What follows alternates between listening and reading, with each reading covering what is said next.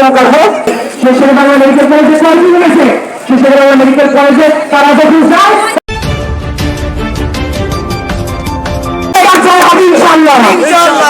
আমি আরেকটা কথা বলতে চাই যে মহাপরিচালক মহোদয় আসছিল বরিশালে, মহাপরিচালক মহোদয় বরিশালে এসে কিন্তু বলে গেছে যে আমাদের দাবি কিন্তু অযৌক্তিক।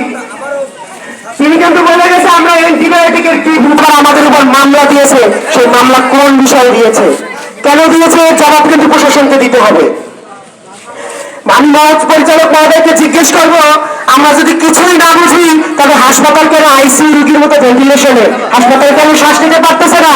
হাসপাতালে কিন্তু একটা রোগী দুটো শ্বাস নিতে পারে না, কারণ প্রত্যেকটা অর্গান আস্তে আস্তে পচে যাচ্ছে, হাসপাতালের প্রত্যেকটা অর্গান মারা যাইতেছে।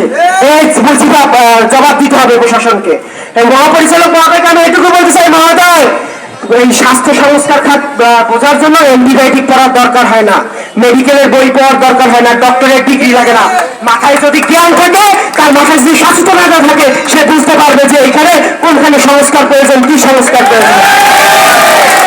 প্রত্যেকটা সংস্কারের জন্য কোন বইয়ের প্রয়োজন দরকার নাই। সে কিভাবে বলে একজন 12 পড়ুয়া ছাত্র সে সংস্কারের কি বোঝে?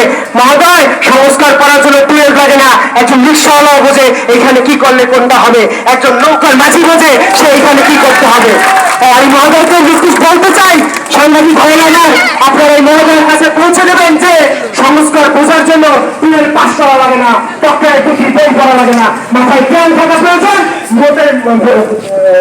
মনের মধ্যে চেতনা থাকা প্রয়োজন, দেশপ্রেম থাকা প্রয়োজন। যার ভিতর দেশপ্রেম আছে সে বুঝবে যে কোথায় সংস্কার প্রয়োজন, কিভাবে সংস্কার প্রয়োজন।